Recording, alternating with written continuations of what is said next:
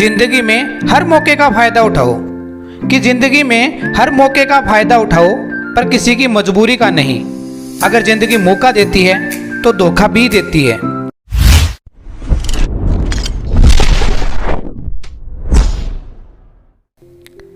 दोपहर का समय था। राजा अकबर अपने दरबार में बैठे कुछ सोच रहे थे। अचानक उन्हें बीरबल की कही हुई एक बात याद आई।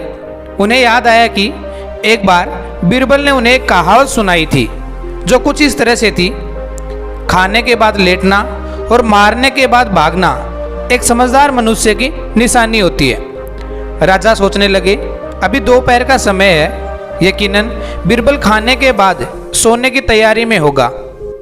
चलो आज उसकी बात को गलत साबित किया जाए। ये सोचकर उन्होंने एक सेवक को आदेश दिया कि इसी वक्त बीरबल को दरबार में उपस्थित होने का संदेश दिया जाए।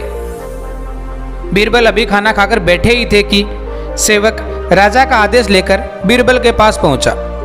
बीरबल आदेश के पीछे छिपे राजा की मंशा भली भांति समझ गए।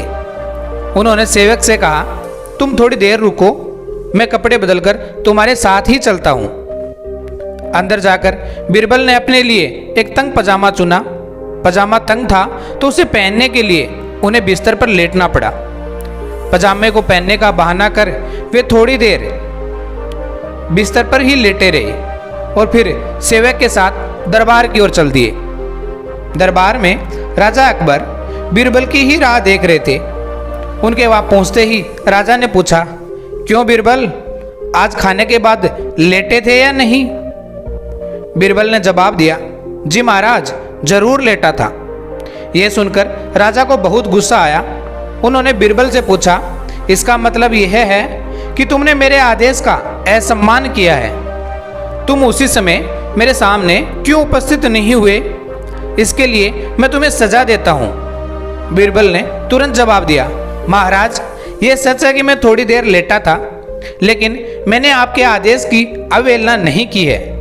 आपको मुझ पर यकीन ना हो तो आप सेवक से इस बारे में पूछ सकते हैं। हाँ, ये अलग बात है कि मुझे इस तंग पजामे को पहनने के लिए बिस्तर पर लेटना पड़ा था। बीरबल की इस बात को सुनकर अकबर हंसे बिना नहीं रह सके और उन्होंने बीरबल को दरबार से जाने दिया और फिर खुद भी लेट गए।